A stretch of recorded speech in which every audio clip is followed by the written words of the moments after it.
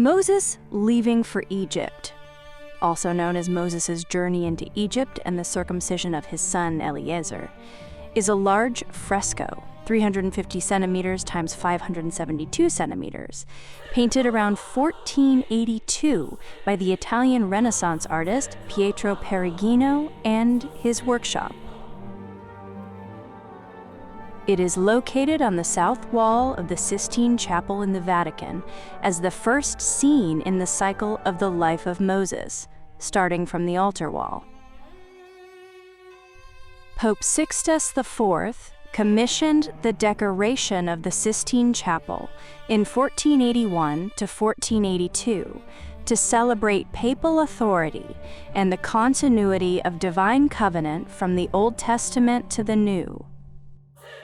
Perugino, already working in Rome, led the project and was joined by Florentine masters like Sandro Botticelli, Domenico Ghirlandaio, and Cosimo Rosselli. The south wall features 8, originally scenes from Moses' life, paired typologically with New Testament scenes on the north wall. This fresco directly faces Perugino's own Baptism of Christ, creating a deliberate visual and theological link.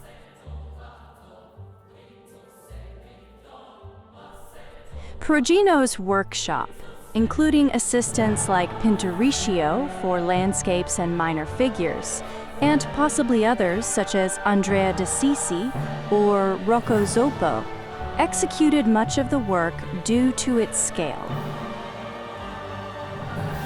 Attribution debates continue, but Perugino's hand is evident in the central figures and overall harmony.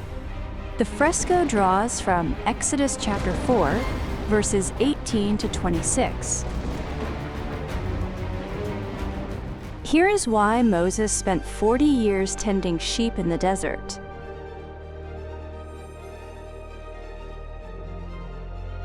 Moses had to leave Egypt in a hurry. After he killed an Egyptian taskmaster who was beating a Hebrew slave, Pharaoh found out and tried to have him executed. Moses fled to the land of Midian, modern-day Saudi Arabia/Jordan. While resting at a well,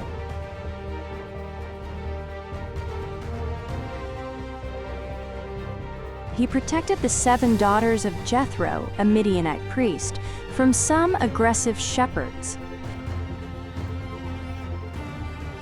As a thank you, Jethro invited Moses to dinner, gave him a job, and eventually gave him his daughter Zipporah in marriage. After God speaks to Moses from the burning bush and commands him to return to Egypt to free the Israelites, Moses seeks permission from his father-in-law Jethro in Midian.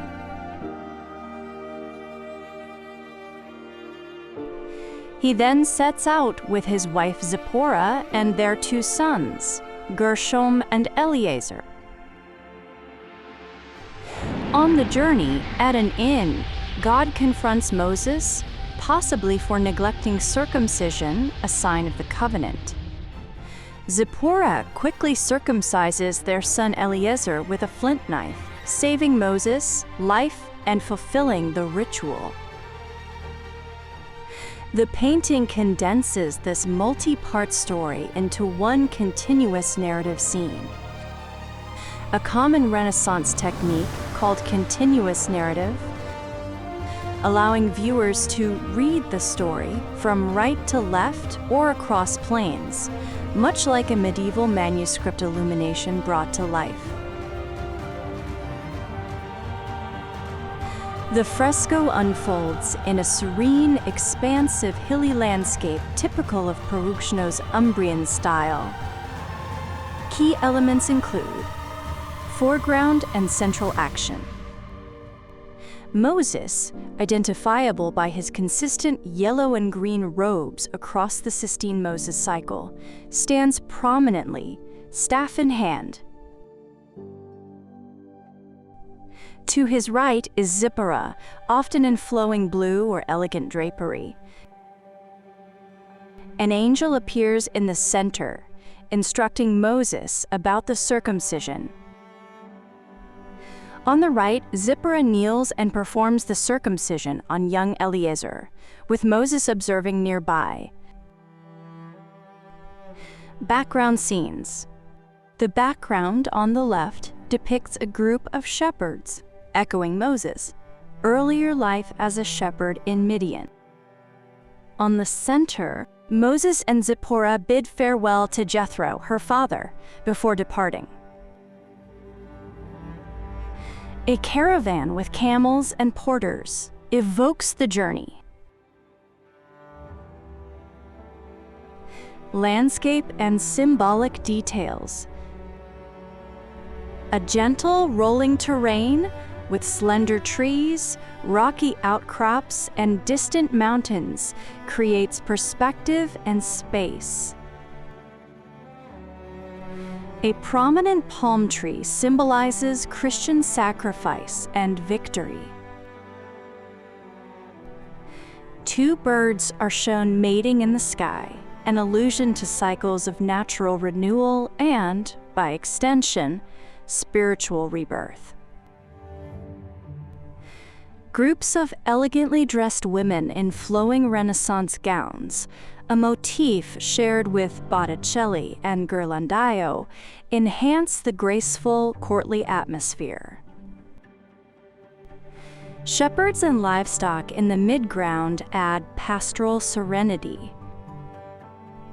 The composition balances multiple episodes without overcrowding, using light, color harmony, and linear perspective to guide the eye across the vast surface.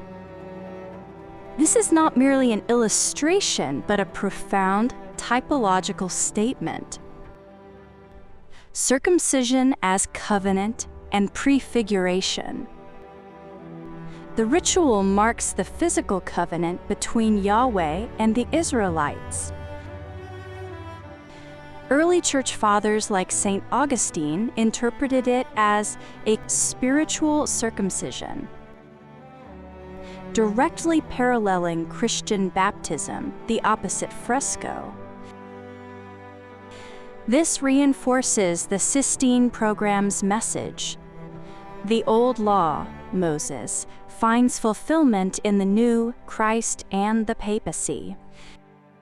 Moses' attire and consistency.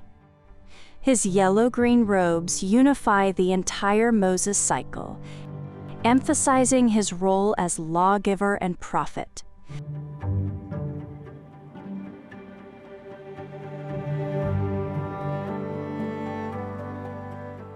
Natural symbolism.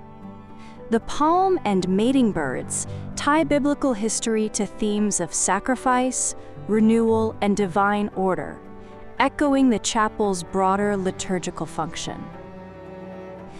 The serene, idealized figures reflect Perugino's devotional style.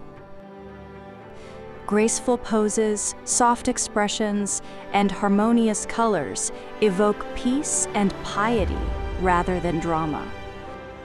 Perugino, circa 1446 to 1523, exemplifies the early Renaissance transition from Gothic linearity to classical harmony.